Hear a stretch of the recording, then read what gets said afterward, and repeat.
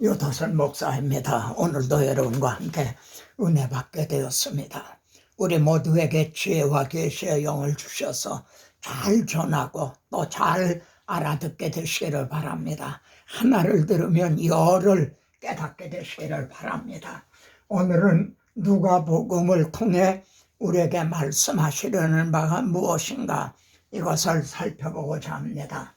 누가복음 한 번에 설교하게. 누가복음은요, 이루어진 사실로 이렇게 시작이 됩니다. 이루어진 사실.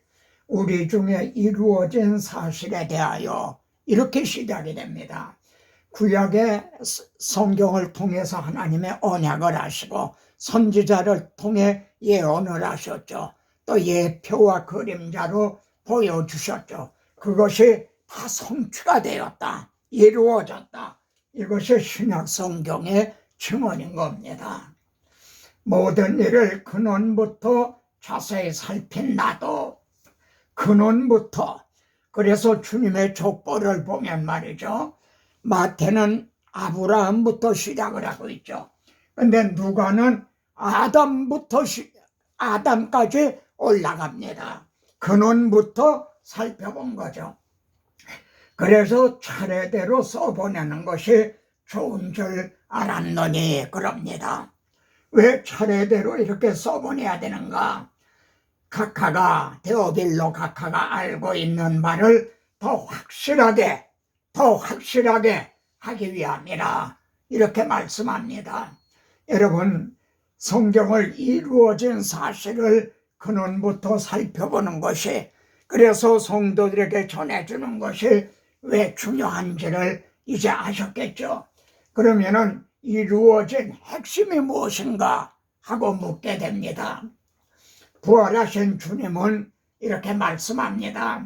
모세 율법과 선지자와 시편에, 이거는 구약 성경 전부를 가리키는 말씀입니다. 나를 가리켜 기록된 모든 것이 이루어져야 하리라. 부활하신 주님은 엠마오의 12제자들에게 이렇게 말씀을 하셨습니다. 여기 이루어져야 하리라 하는 가운데는 4가지 요점이 있어요.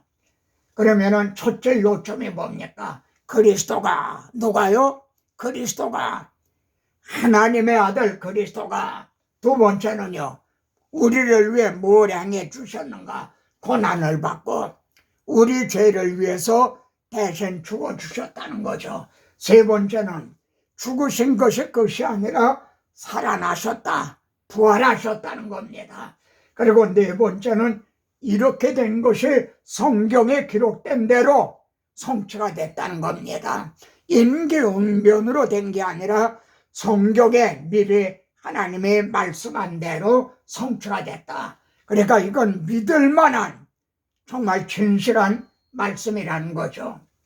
이렇게 하심으로 예수 그리스도의 이름으로 죄사함을 받는 것이 가능해지고, 그 회개 운동이 예루살렘으로부터 모든 족속에게 전파되게 됐다고 말씀합니다. 너희는 이 모든 일의 증인이라.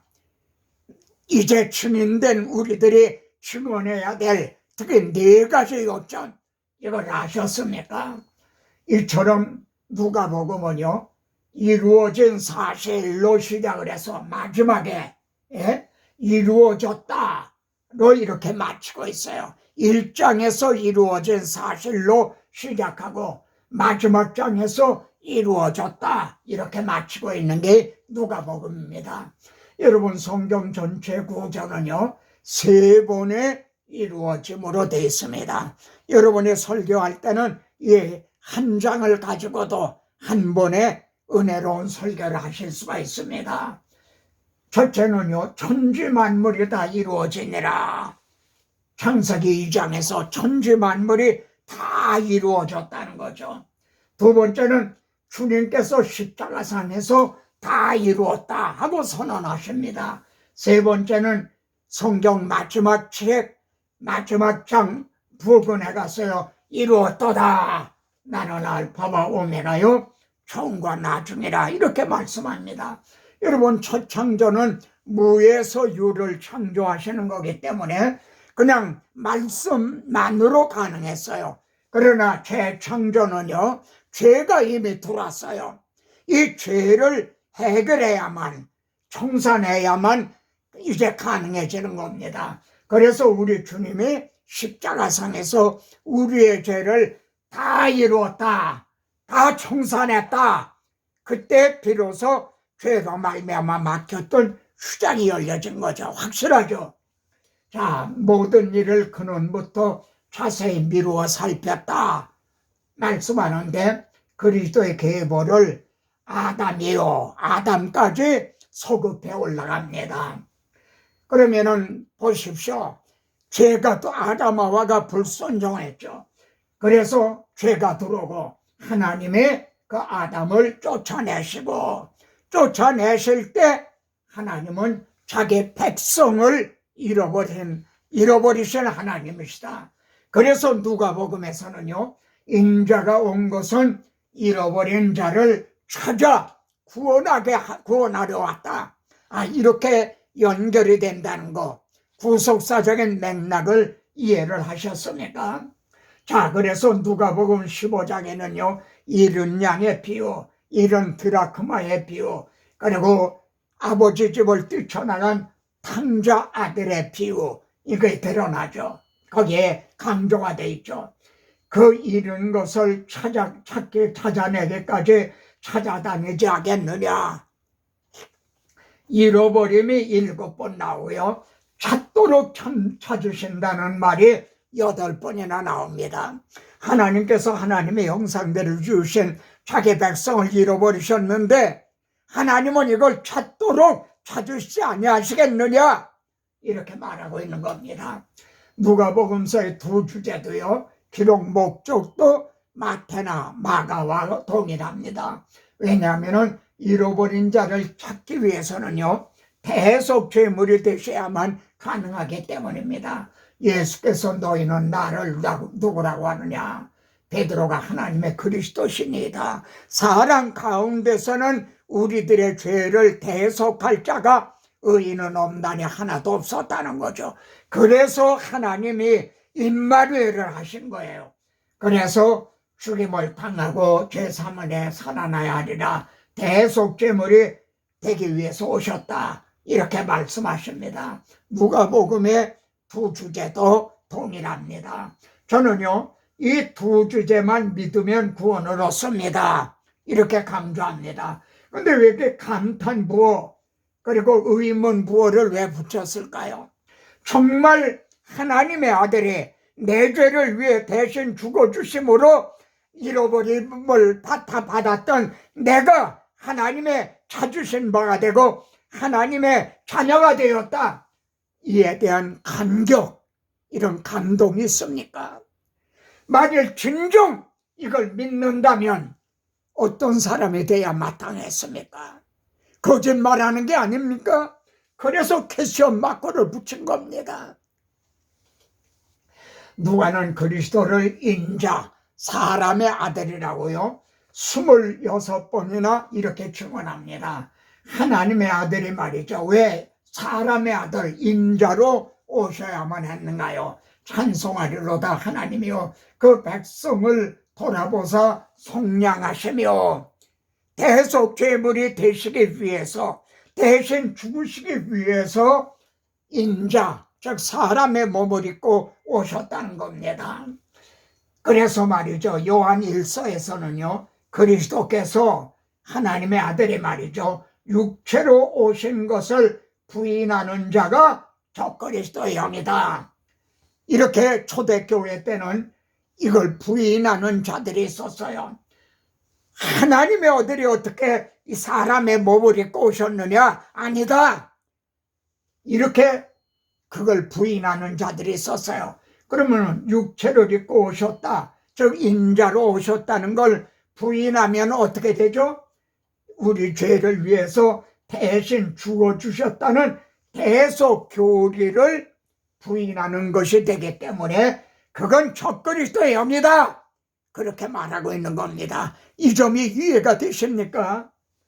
여러분, 이 이들은요, 이걸 가연설, 하나님의 아들이 사람의 모양처럼 이렇게 나타나셨다는 겁니다. 실제로 사람의 아들이 사람의 몸을 입으신 게 아니라 그렇게 가연설을 말했죠. 이게 그노시스주의자들입니다. 그런가 하면은 주님의 예수 그리스도가 하나님의 아들이라는 신성을 부인하는 에비오니즘이 있었어요. 이건 정반대인 거죠. 주님의 신성을 부인하는. 그런데요, 오늘날도요, 그리스도의 신성을 부인하는 자들이 있어요.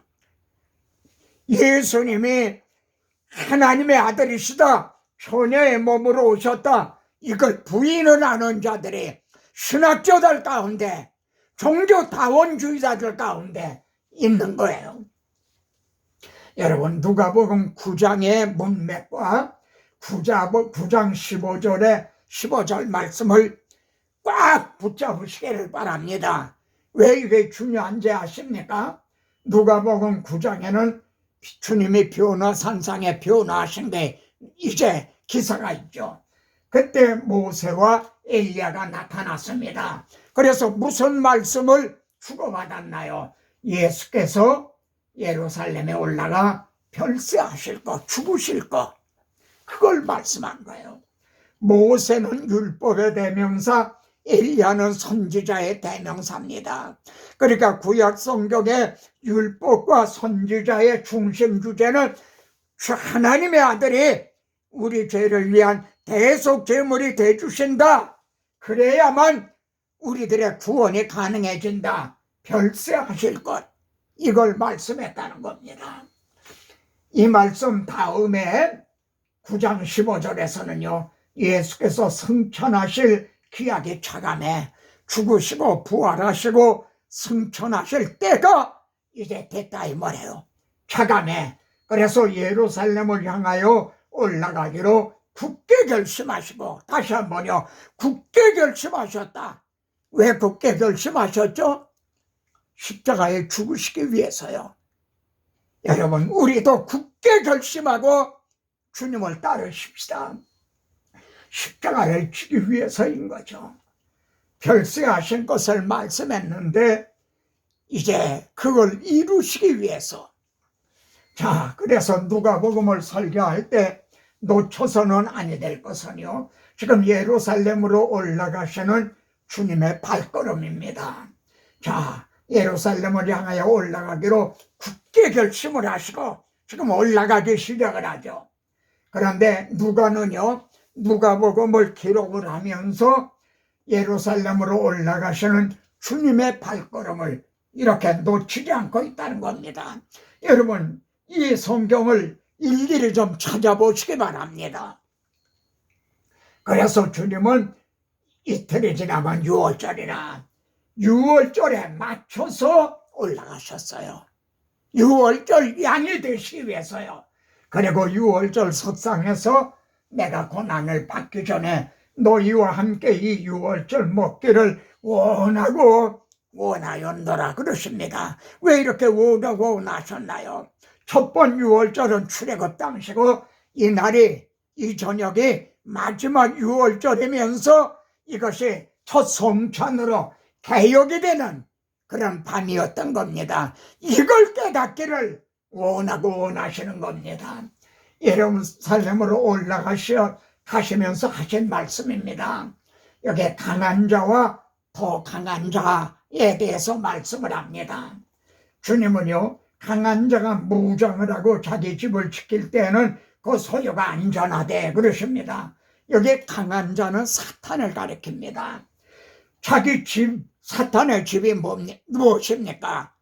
사람들의 심령, 이게 사탄의 집이에요. 이걸 지키고 있는 거예요.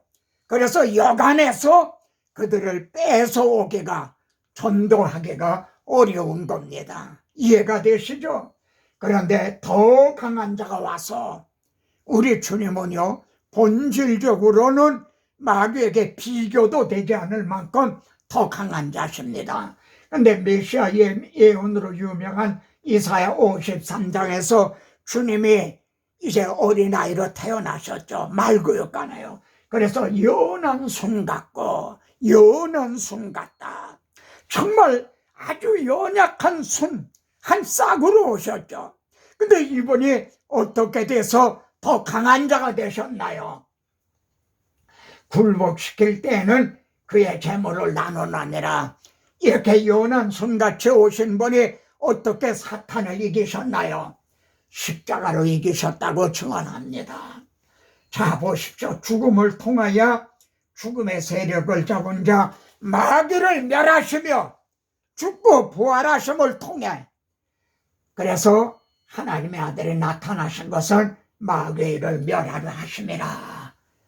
그러면은 그리스도의 증인들은 어떻게 승리하는가요? 그 비결이 뭔가요?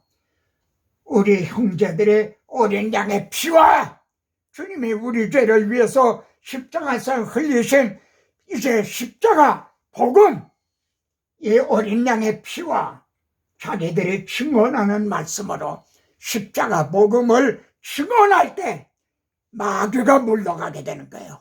이 지옥이 뚫리게 되는 거예요. 이를 통해서 이겼으니 그런 겁니다. 오늘날 현대교회가 어찌하여 이렇게 맛을 잃어버린 소금같이 무기력하게 되었나요? 십자가 복음의 능력을 잃어버렸기 때문입니다. 이걸 회복하자! 이게 이 늙은 종의 호소인 겁니다. 이렇게 승리하신 것은 예언의 성취였어요. 여러분, 십자가 복음을 통해서 하나님의 나라는 세워집니다. 여러분, 이사야서에서 말해요. 용서가 빼앗은 것을 어떻게 도로 빼앗으며 어떻게 건져낼 수 있으랴. 마귀가 뺏어갔잖아요. 그걸 어떻게 도로 찾을 수가 있는가? 하나님은요, 용사의 포로도 빼앗을 것이요 건져낼 것이요 네 자녀를 내가 구원할 것입니다. 어떻게 구원하셨나요? 임마누엘아 하셔서 대속죄물이 되주심으로 건져주시고 구원해 주신 거죠. 확실합니까? 주님은 그래서 요나의 표적밖에는 보일 표적이 없다, 이렇게 말씀했습니다. 요나가 니느웨 사람들에게 표적이 된 것 같이, 여러분, 니느웨가 어떻게 그렇게 불가사의한 회개 운동이 일어났나요? 요나의 표적을 통해서요. 요나 저 사람이 하나님의 명령을 거역하고 다시스로 가다가 물고기 뱃속에 3일 동안 있다가 살아나온 사람이다. 이 요나의 표적, 이를 통해 회개 운동이 일어난 겁니다. 그런데 주님은요, 인자도 이 세대에 요나의 표적을 통해서 회개 운동이 일어나게 된다는 거죠. 바울은 보십시오. 같이 보세요. 천하를 공의로 심판할 날을 하나님이 작정하셨어요. 노아 홍수 심판, 소돔의 심판처럼 심판할 날을 작정하시고요. 그리고 그를 죽은 자 가운데서 다시 살리신 것으로, 그 요나의 표적으로 모든 사람들에게 믿을 만한 증거를 주셨다. 확실하죠? 이것이 주민들의 굳세게 증언해야 될 표적인 겁니다. 이 말씀은 주님이 십자가를 지기 위해 예루살렘으로 올라가시면서 하신 말씀이라는 점을 명심하시기 바랍니다. 무슨 말씀인가? 같이 보세요. 허리에 띠를 떼고 등불을 켜고 서 있어라. 누구를 기다리고 있는 모습이죠. 혼인집에서 문을 두드리면 열어주려고 기다리는 사람과 같이 되라. 지금 우리들은 주님을 이런 자세로 기다리고 있는가? 그래서 그러므로 너희도 준비하고 있으라. 생각지 않은 때에 인자가 오리라. 생각지 않은 때에 인자가 오리라. 여러분, 주님은 십자가를 지시기 위하여 예루살렘으로 올라가시면서 벌써 인자가 오리라 재림을 말씀합니다. 여러분, 이 재림의 약속이 그래도 믿지 못할 것입니까? 지금 지혜 있고 진실한 총지가 되어 이 이 말씀은요, 특히 목회자에게 하신 말씀이죠. 주인에게 그 집 사람들을 맡아 때를 따라 양식을 나눠줄 자가 누구냐? 내가 나를 사랑하느냐? 그러면 내 양을 부탁한다. 때를 따라 양식을 나눠줄 자가 누구냐? 주인이 이럴 때 종이 이렇게 복이 있으리로다. 그런데 복이 있는 종만 있는 게 아닙니다. 종이 주인이 더디오리라 생각하고 말이죠. 그렇게 하면은 신실하지 않은 자의 받는 벌에 처하려니 많이 맞을 자들도 있다는 말씀입니다. 자, 여러분, 누가복음 하면은 삭개오에 대한 기사를 정말 유년주일학교 어린이들도 알죠. 우리 주님은요, 삭개오야 속히 내려와라. 오늘 내가 네 집에 유하여야 하리라. 아, 내가 오늘 네 집에 유하여야 하리라. 그래 사람들이 죄인의 집에 유하로 들어갔도다. 이렇게 비난을 했어요. 여러분, 여기에서 우리는 출애굽기 19장을 생각합니다. 하나님이 시내 산에 강림하셨죠. 왜요? 6월절 어린 양의 피로 속량한 자기 백성들이 거기 있기 때문에. 그러나 가까이 오면 안 된다. 경계를 침범하지 말아라. 그러다면 죽는다. 왜냐하면 아직 죄땀이 무너지지 않았기 때문에요. 그런데 성자 하나님께서 어떻게 사람들도 교제하기를 꺼리는 삭개오에게 오늘 내 집에 유하여야 하리라. 어떻게 이렇게 말씀한단 말인가? 이 말을 들은 제자들도 난처했을 거예요. 아니, 주님이 하필 왜 삭개오의 집에 들어가신대? 예수께서 여리고로 지나가시더라. 여리고는요, 목적지가 아니에요. 지금 예루살렘으로 가시는 거예요. 그런데 백신수로 경과 여리고를 통과하시는 거예요. 아, 예수께서 이 삭개오 사건 이후에 예루살렘을 향하여 앞서 가시더라. 왜요? 삭개오의 죄를, 우리들의 죄를, 잃어버린 자를 찾으시기 위한 대속제물이 되시기 위해서요. 주님께 어떤 사람이요 물었습니다. 주여, 구원을 받는 자가 적으니까 저는 이런 말씀을 대할 때 눈이 둥그레졌다. 왜요? 주님에게 정말 구원에 대한 문제를 무슨 부흥강사에게, 신학자에게 물은 게 아니라 주님에게 물었으니 주님이 뭐라고 대답하시나? 주님은요, 좁은 문으로 들어가기를 힘쓰라. 내가 너에게 이르노니 들어가기를 구하여도 못하는 자가 많으리라. 여러분, 들어가기를 구하여도 하는 것은 믿는다는 얘기입니다. 그런데 혹이 쓰리라 그러신 게 아니라 못 들어가는 자가 많으리라. 놀랍지 않습니까? 이건 넓은 문이죠. 이 좁은 문으로 들어가라 그러십니다. 또 18장에서는요, 기도하고 낙심하라야 하지 말아야 될 것을 말씀을 해요. 오늘날 얼마나 많은 성도들이 고난을 당할 때 기도하고 낙심하지 말아야 되는데 낙심하고 주저앉는가요? 세월호 사건 때 하나님이 우리를 버리셨다. 그들은 낙심했어요. 주님은 그래서요, 인자가 올 때 세상에서 믿음을 보겠느냐? 들어가지 못하는 자가 많으리라. 인자가 올 때 세상에서 믿음을 보겠느냐? 불법이 성함으로 많은 사람들의 사랑이 식어지고 다 믿음을 잃어버리게 된다는 거죠. 이 규절을 찾아보세요. 주님이 벌써 이렇게 다시 오신다는, 재림하신다는 걸 이렇게 여러 번 말씀하고 계십니다. 엠마오의 두 제자를 또 아시죠? 그들은 슬픈 빛을 띠고 자기 고향으로 낙향을 하고 있는 거예요. 이젠 다 끝났다. 그런데 부활하신 주님이 그들을 만나 주셨죠.